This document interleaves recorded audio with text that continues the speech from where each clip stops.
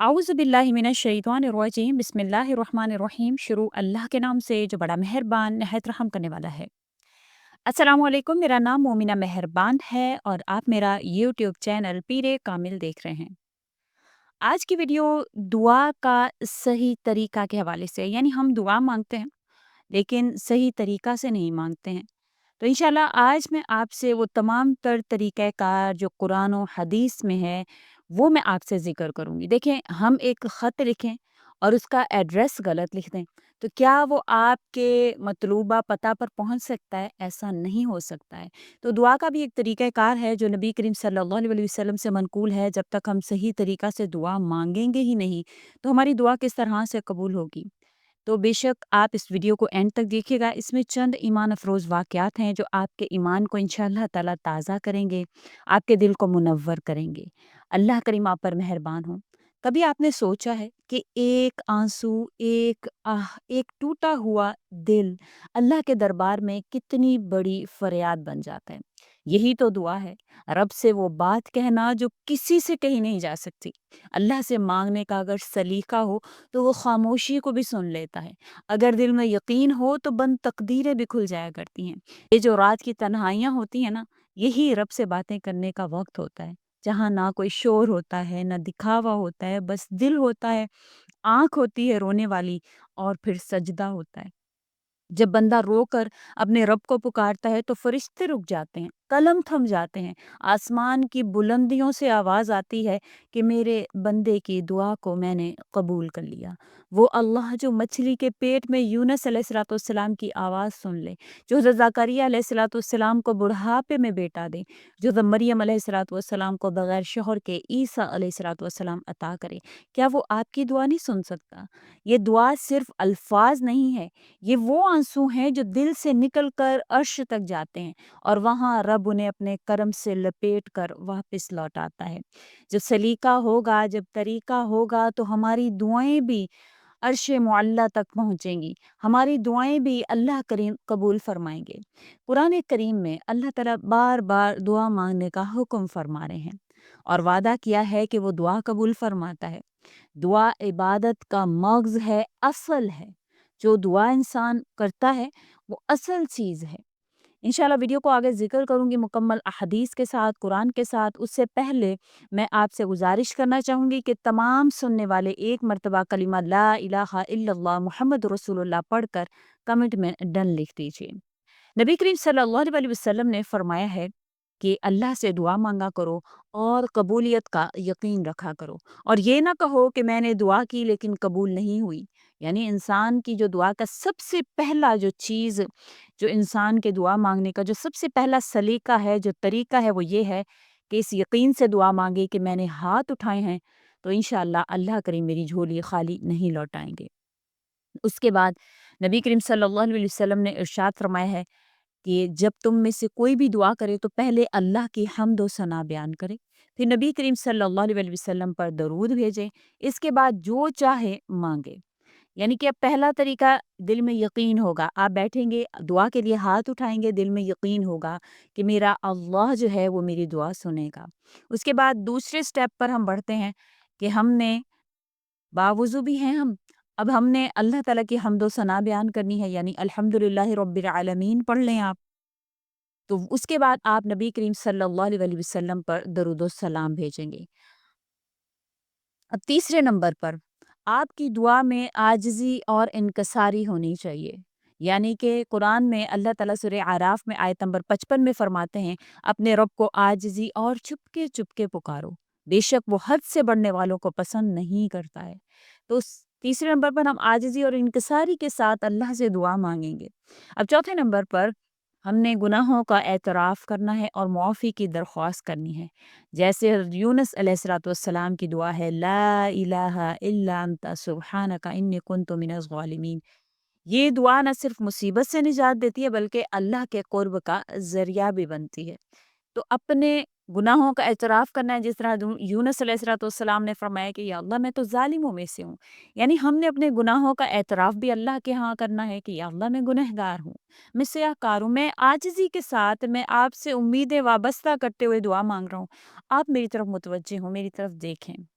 फिर आप 5वें नंबर पर इस बात का ख़याल करें कि नबी करीम सल्लल्लाहु अलैहि वसल्लम ने फरमाया कि एक शख्स सफ़र में है, गर्द आलूद है, हाथ उठाकर कहता है, ऐ मेरे रब, लेकिन इसका खाना हराम है, पीना हराम है, लिबास हराम है, परवरिश हराम की गई, तो इसकी दुआ कैसे कबूल हो सकती है?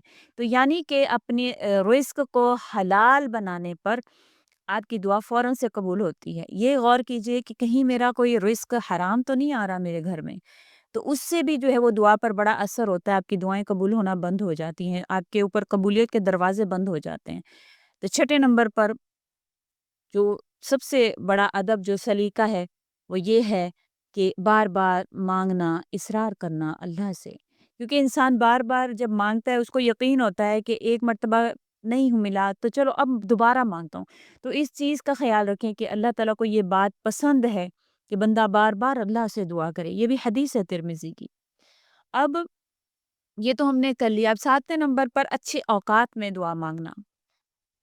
अच्छे औकात कौन-कौन से हैं जो हदीस में ज़िक्र हुए हैं, दुआ की कबूलियत के लम्हात जो हदीस में ज़िक्र हुए हैं, वो है सहरी का वक़्त, अज़ान और अक़ामत के दरमियान का वक़्त, जुमा के दिन असर के बाद का वक़्त, बारिश के वक़्त, सजदे की हालत में, रोज़ादार के लिए इफ्तार के वक़्त। ये तमाम तर औकात हैं, इनमें से किसी भी वक़्त में आप अल्लाह ताला से दुआ करें, अल्लाह ताला आपकी दुआ को इंशाअल्लाह खाली नहीं लौटाएँगे। अब 8वें नंबर पर क्या करना है कि दूसरों के लिए भी दुआ करनी है।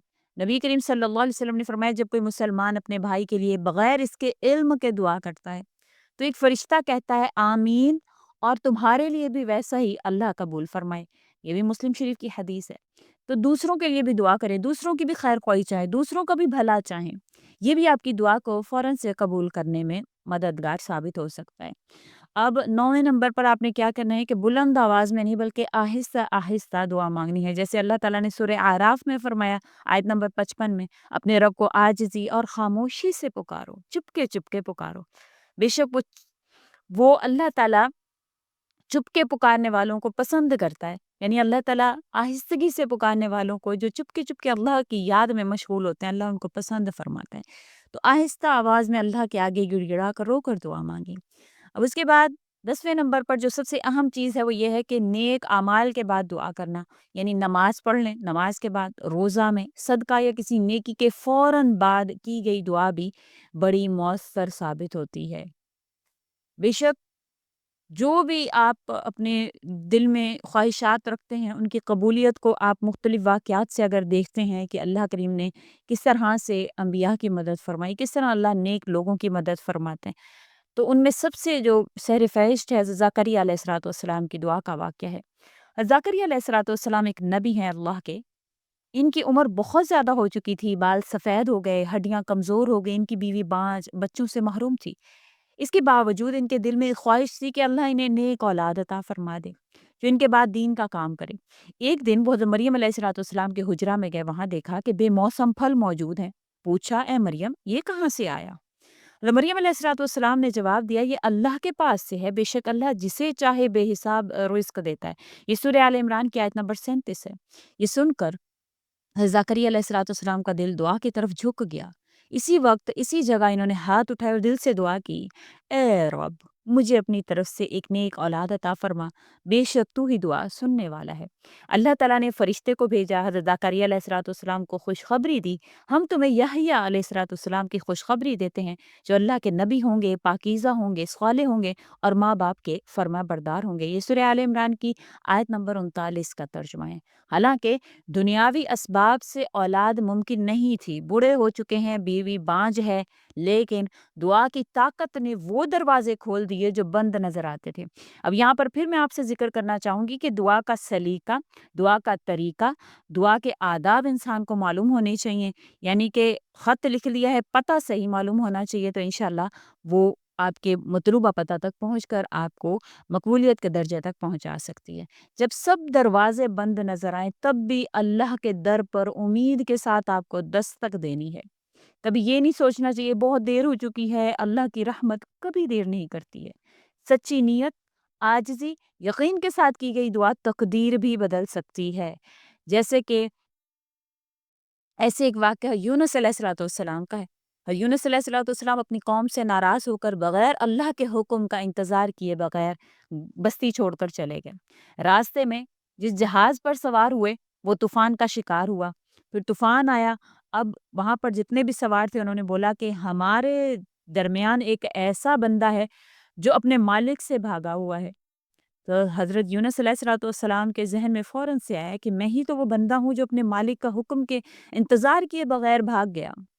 اب قرآن دازی انہوں نے کی، انہوں نے کہا ویسے تو کسی ایک کا نام ہم تجویز نہیں کر سکتے، اب انہوں نے قرآن دازی کی، ہر مرتبہ قرآن دازی میں آپ کا نام نکلے۔ اب آپ نے لباس بڑا عمدہ پہنا ہوا ہے، وہ ان کو شکل سے یا حلیہ سے وہ غلام تو نہیں لگ رہے تھے، لیکن جب ہر مرتبہ قرآن میں آپ کا نام آیا تو انہیں سمندر میں پھینک دیا گیا۔ اب وہ ایک بہت بڑی مچھلی کے پیٹ میں چلے گئے، اندھیرے پر اندھیرے تھے، رات کا اندھیرا، سمندر کا اندھیرا اور مچھلی کے پیٹ کا اندھیرا، یعنی 3 اندھیرے وہاں پر جمع تھے۔ وہاں انہوں نے یہ مختصر مگر طاقتور دعا مانگی، لا الہ الا انت سبحانک انی کنت من الظالمین۔ سورہ انبیاء کی آیت نمبر 87 میں اس کو ذکر کیا گیا ہے۔ اللہ تعالیٰ نے فوراً ان کی توبہ قبول کی، مچھلی کو حکم دیا کہ اسے کنارے پر پھینکے۔ گناہ ہو جائے تو ہمیں کیا کرنا ہے؟ فوراً اللہ سے توبہ کرنی ہے۔ بعض اوقات ہمیں پتہ نہیں ہوتا ہم سے گناہ ہوا ہے، ہمیں اس کا اندازہ نہیں ہوتا، تو اللہ سے ایسے ہی دعا کرے کہ اللہ میں نہیں جانتا، آپ تو سب جانتے ہیں، میں ان تمام گناہوں سے جو سرن کیے جو علانیہ کیے میں سب سے آپ سے معافی مانگتا ہوں، بے شک آپ تو توبہ قبول کرنے والے غفور الرحیم ہیں۔ تو اللہ تعالیٰ فوراً سے آپ کی دعا کو قبول فرمائیں گے۔ اب حضرت ایوب علیہ السلام کو اللہ تعالیٰ نے اس سخت آزمائش میں ڈالا، جسم بیمار، مال ختم، اولاد فوت، بیوی کے سوا سب چھوڑ کر چلے گئے، لیکن وہ صبر کرتے رہے، شکایت نہیں کی۔ پھر آپ نے دعا فرمائی، ربی انی مسنی الضر وانت ارحم الراحمین، اے اللہ بے شک مجھے شیطان کی طرف سے تکلیف پہنچی ہے، آپ تو بڑے رحم کرنے والے ہیں، یا اللہ مجھ پر رحم فرمائیں۔ پھر اللہ تعالیٰ نے جواب دیا کہ ہم نے ان کی دعا قبول کی، ان کی تکلیف دور کر دی اور ان نے ان کا سب کچھ واپس عطا فرما دیا۔ تو صبر کے ساتھ مانگی گئی دعا کبھی ضائع نہیں ہوتی، جیسے نبی کریم صلی اللہ علیہ وسلم نے فرمایا بار بار اللہ سے مانگے، اصرار کریں، تو انشاءاللہ اللہ تعالیٰ آپ کو ضرور عطا فرمائیں گے۔ بے شک وہ دعا کی کسی بھی حوالے سے ہو، آپ کو بس طریقے سے، سلیقے سے، آداب کے ساتھ دعا مانگنی ہے۔ یہ صحیح طریقہ آپ نے فالو کرنا ہے، جو میں نے آپ سے 10 چیزیں ذکر کی ہیں، ان کو آپ نے فالو کر کے دعا مانگنی ہے، انشاءاللہ تعالیٰ آپ کو اللہ تعالیٰ ضرور عطا فرمائیں گے۔ حضرت موسیٰ علیہ السلام کا واقعہ ذکر کیا جاتا ہے، جب فرعون پیچھے تھا، سمندر سامنے تھا، قوم بھی گھبرا رہی تھی، حضرت موسیٰ نے کہا ہرگز نہیں، میرے ساتھ میرا رب ہے، وہ ضرور راستہ نکالے گا۔ اس سورہ شعراء کی آیت نمبر 62 ہے۔ اللہ نے سمندر کو 2 حصوں میں بانٹ دیا، حضرت موسیٰ اور بنی اسرائیل گزر گئے، فرعون غرق ہو گیا۔ جب راستے ختم ہو جائیں تب بھی آپ کو اللہ پر یقین ہونا چاہیے کہ وہ سمندر کو بھی چیر سکتا ہے۔ تو یہ یقین آپ کے دل میں ہو اور یہ آداب آپ کے دل میں ہوں جو میں نے آپ سے ذکر کی ہیں، تو انشاءاللہ اللہ کریم آپ پر مہربان ہوں گے، آپ کی ہر دعا کو قبول فرمائیں گے۔ اگر آپ نے آج دل سے دعا کی ہے تو یاد رکھیے کہ آج اس طریقے کو فالو کرتے ہوئے آپ نے جو دل سے اللہ سے دعا کی ہے تو اللہ سن رہا ہے، اور جب رب سنتا ہے تو وہ عطا بھی کرتا ہے، دیر ہو سکتی ہے لیکن انکار نہیں ہو سکتا۔ آپ جس لمحے اللہ کے سامنے گرے تھے وہ لمحہ مقدس تھا، اسی لمحے آپ کی تقدیر اللہ نے لکھ دی تھی۔ یقین رکھیے آپ کی دعا ضرور قبول ہوگی۔ اب چلتے چلتے میں اتنا ہی کہوں گی کہ آپ رب سے مانگتے رہیے، کیونکہ وہ دینے پر آئے تو بند دروازے بھی رحمتوں سے بھر دیتا ہے۔ تو امید کرتی ہوں آپ کو ویڈیو اچھی لگی ہوگی، طریقہ کار بھی سمجھ میں آیا ہوگا۔ اس طریقہ سے دعا کریں، انشاءاللہ آپ کی کوئی دعا رد نہیں ہوگی، سالوں سے جو مانگ رہے وہ بھی اللہ قبول فرمائیں گے۔ اسی کے ساتھ اجازت چاہوں گی، وآخر الدعوانا ان الحمد للہ رب العالمین۔ اللہ حافظ۔